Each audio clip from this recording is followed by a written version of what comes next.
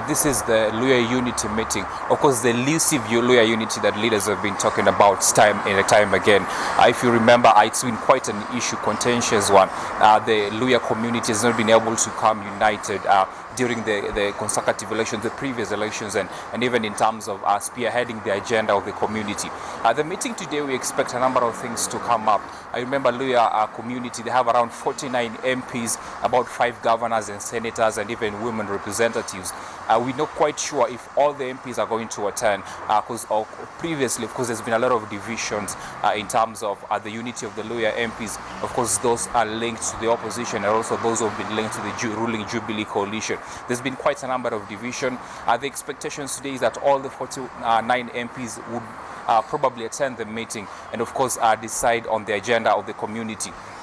One of the contentious issues has been, besides the unity, there's been the issue of the economic growth of the region, and one of them is the sugar economy, which over the years has faced a number of challenges. Remember, Luhya community, and I mean Western Kenya, has been the bedrock of the sugar industry in Kenya. Quite a number of industries so far have not been able to do well. A number of them have closed down. A number of them, of course, have also been declaring losses in the past. So we expect those issues to come up.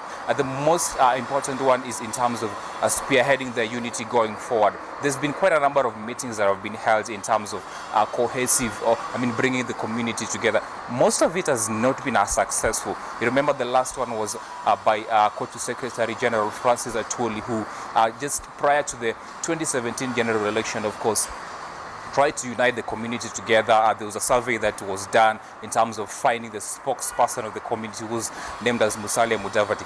That picked up pretty well. In terms of how that has been able to bring the community together has not been very possible. There's been a lot of tension between leaders and a lot of suspicion.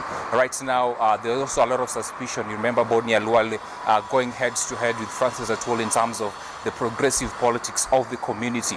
A number of leaders also have been split alongside, of course, the Kieleweke team, that is against the Deputy President's 2022 presidential bid, and also the Tanga Tanga team, which is linked to the Deputy President William Ruto. So there's been a lot of issues in terms of the unity of the community.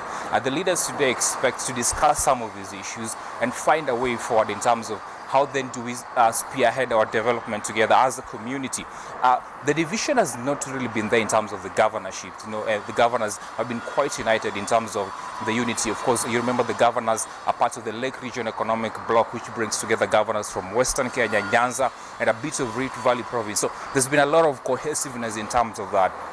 But when it comes to the number of MPs have been at loggerheads with each other. So we expect that to come up. A number of leaders are expected to hear today. There are a lot of discussion that will be coming up. But most important one, the most important outcomes we expect is in terms of how then do they forge their political agenda going forward as a community? How do they put aside their differences and ensure that they come together as a community? And also in terms of economic welfare of the region, which has been it has been said to be having an economic potential, but that potential has not been realized over and over time again. So we expect those issues to come up. We expect the leaders to be here today, and we'll be updating you going forward on some of the outcomes of the meetings, what it is that they're going to say, what are going to be the resolutions. Are all the leaders going to be here today, or they're still going to be split alongside their political lines?